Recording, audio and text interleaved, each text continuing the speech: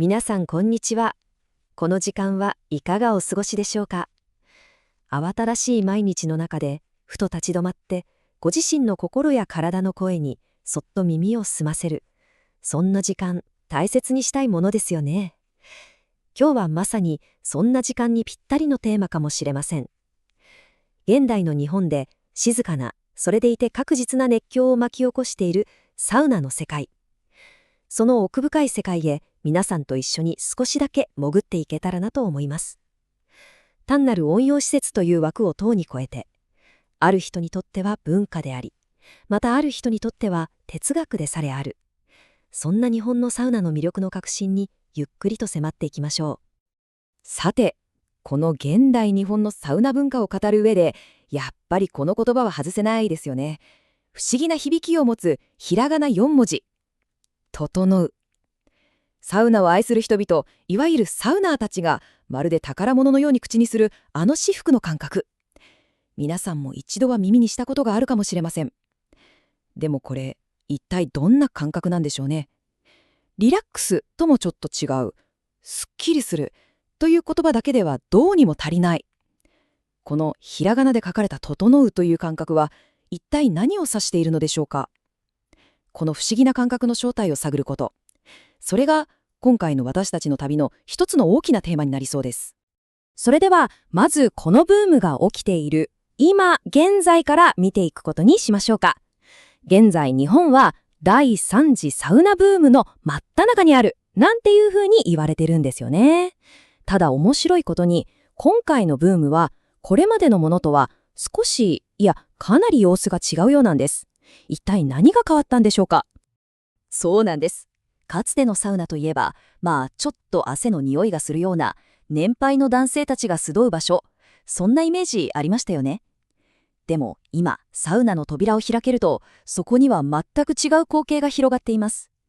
若い世代やこれまであまりサウナに縁がなかった女性たちが、まるでヨガや瞑想をするのと同じように、ごく自然にサウナを楽しんでいるんです。これはもう単なる健康法という枠には収まりません。情報が多すぎて常に誰かとつながっていなければならない。そんな現代社会の中で自分自身と静かに向き合うための、いわば聖域、サンクチュアリーとしての役割を今のサウナは担い始めているのかもしれませんね。では、この新しい文化が一体どんな歴史の上に成り立っているんでしょうかね。そのルーツを少し遡ってみることにしましょう。実は日本における蒸し風呂の歴史って私たちが想像するよりもずっと古くて、そして深いルーツを持っているんです。私たちが今イメージするカラッと乾いた高温のサウナ、いわゆるドライサウナが日本に普及するずっと昔のことです。この国には空風呂とか石風呂なんて呼ばれる蒸気で満たされた湿度の高い蒸し風呂が存在していました。そしてここが非常に興味深い点なんですが、その目的は今のような娯楽ではなかったんですね。お寺で僧侶たちが心と体を清める修行の一環として使ったり、あるいは病を癒すための湯治、つまり医療行為として利用されたりしていたんです。日本のサウナの原点はレジャーではなくて、精神的な浄化と身体の治癒、この2つに深く結びついていたんですね。この流れを一枚の図で見るとすごくわかりやすいですよね。神聖な祈りの場であった蒸し風呂は、やがて時代が下って戦後の高度経済成長期に入ると、スーツを脱ぎ捨てた企業戦士たちが、一日の疲れを癒すための機能的な場所、ドライサウナへと姿を変えました。そして、現代。2010年代以降、サウナは再びその意味合いを変えます。今度は自分自身の心と向き合って、デジタル社会で疲弊した思考をリセットするためのマインドフルネスを実践する場として、性別や年齢を問わず、すべての人に開かれた文化へと進化を遂げたわけです。さて、ここからはいよいよ、このブームのまさに中心にあるものに迫っていきたいと思います。あの不思議な感覚、整う。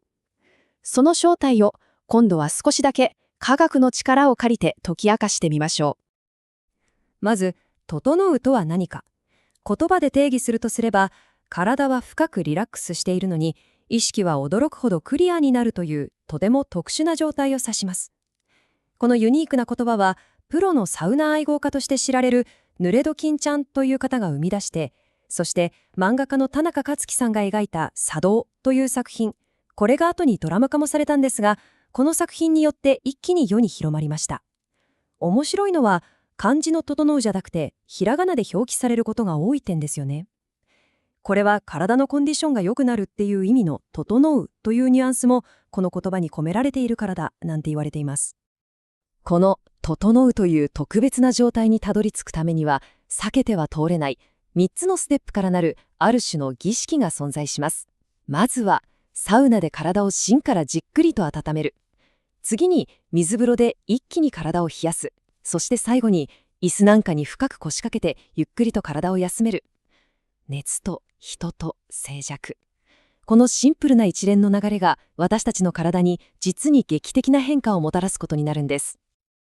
じゃあ、私たちの体の中では一体何が起きているんでしょうか？考えてみれば、100度近い高温のサウナとか、15度以下の冷たい水風呂っていうのは、私たちの体にとってはかなり極端な環境ですよね。一種の非常事態です。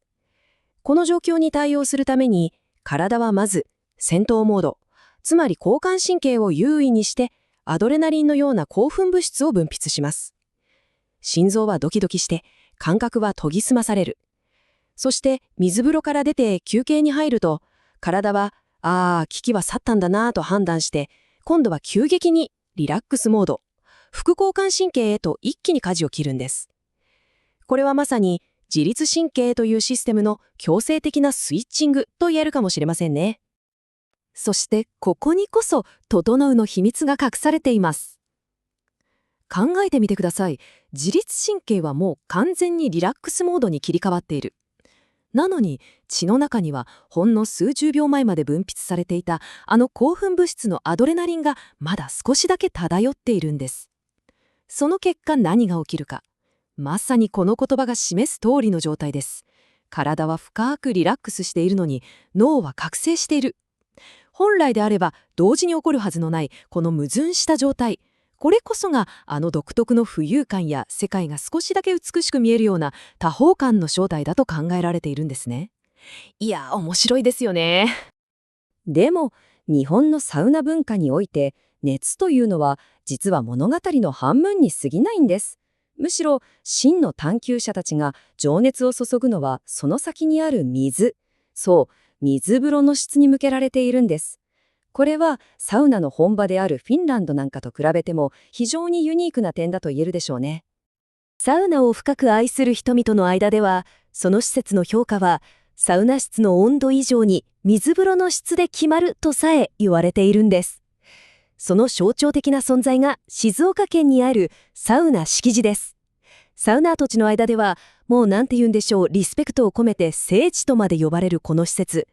なぜそれほどまでに人々を引きつけてやまないのか。その答えは大地深くから静かに湧き出る天然水にありました。84ml。これは敷地の水風呂の水の硬さ、硬度を示す数値です。専門的には中硬水っていうカテゴリーに分類されるそうで、これは日本の一般的な水道水よりもミネラルを豊かに含んでいるということなんですね。この多すぎず少なすぎずという絶妙なミネラルのバランスが熱を帯びた肌に触れた時に水が柔らかいとかまるで羽声に包まれているようだなんて表現されるあの独特のまろやかな感触を生み出しているんです。そしてこの比較表は非常に興味深いですよね。私たちが普段飲んでいる一般的なミネラルウォーターと比べてみると、敷地の水にはカルシウムが約 2.5 倍、そしてマグネシウムに至ってはなんと3倍以上も含まれていることがわかります。これつまりどういうことかというと、サウナで大量の汗とともに失われたミネラルをただ水風呂に入るだけで、そしてその水を飲むだけで実に効率的に体に補給できるということなんですね。敷地から出た後のあの独特の体の軽やかさ、その背景にはこうした科学的な根拠もちゃんとあったわけです。さて、次に注目したいのは、日本のサウナである意味最も劇的な進化を遂げたパフォーマンス、アウフグースです。かつては単に蒸気を発生させる行為に過ぎなかったものが、今や一つの確立されたエンターテインメントとして人々を熱狂させています。ここで少しだけ言葉の整理をしておきましょうか。ロウリュっていうのは本来フィンランドの言葉で、熱したサウナストーンに水をかけて、じゅわーっと蒸気を発生させる、その行為そのものを指します。フィンランドでは、これは静かに行う、とてもパーソナルな儀式なんです。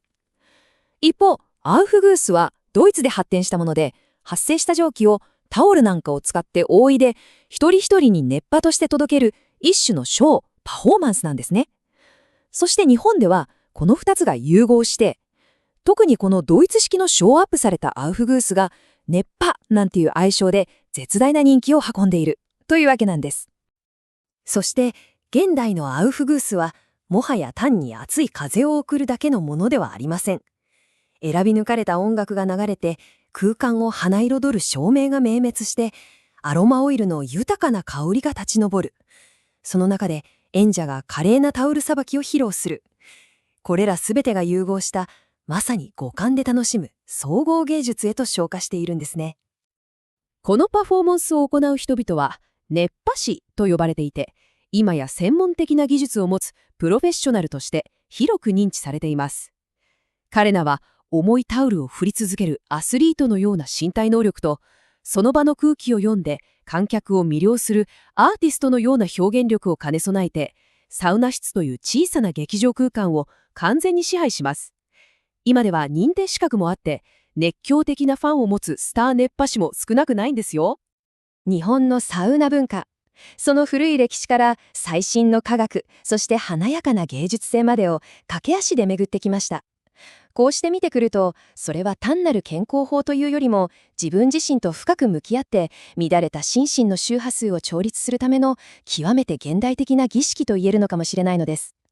最後に皆さんにこの問いを投げかけて、今回の静かな探求を終わりたいと思います。目まぐるしく変化し続けるこの社会の中で、私たち一人一人にとって魂を休めるための本当の聖域とは一体どこにあるのでしょうか。